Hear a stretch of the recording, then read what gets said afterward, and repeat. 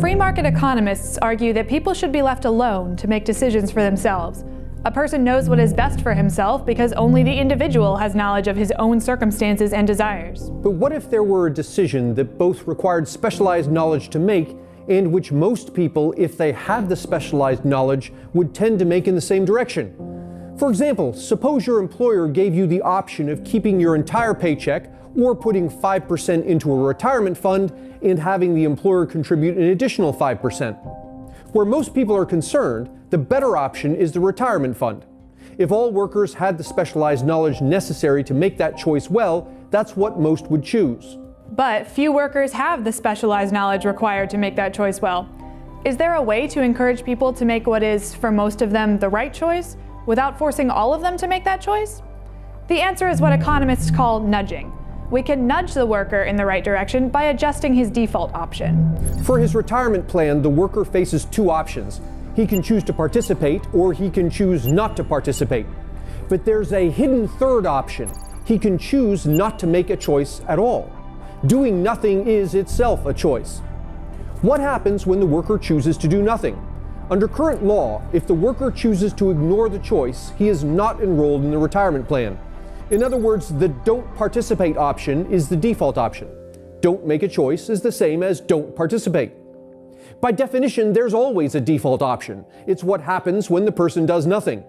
The idea behind nudging is that since there is a default option anyway, why not make that default option the option that is better for most people under most circumstances? By changing the default option to participate, the worker would automatically be enrolled in the retirement plan unless he specifically chose to opt out.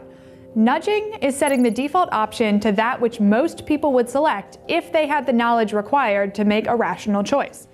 Nudging sounds like a great way to help people make rational choices, but it isn't foolproof. Those who do the nudging can end up nudging people in the wrong direction. For example, in the United States, the default option is that medical drugs are prohibited unless the government can verify that they are both safe and effective. For someone dying of a disease for which there is no cure, experimental drugs can mean the difference between possible life and certain death. But experimental drugs have not been shown to be either safe or effective, so their use is largely prohibited. For the terminally ill, this nudge is wrong. It isn't rational to prohibit someone who is dying from taking an experimental drug because the drug might kill them. The default, the nudge, should be the opposite. At least for terminally ill people, experimental drugs should be permitted unless the government can demonstrate that they are harmful. Every choice a human faces comes with a default option. When we can correctly set the default option to be that which most people would pick in most circumstances, we can help people to make rational choices that will be most beneficial to them. Done incorrectly, nudging encourages people to make irrational decisions.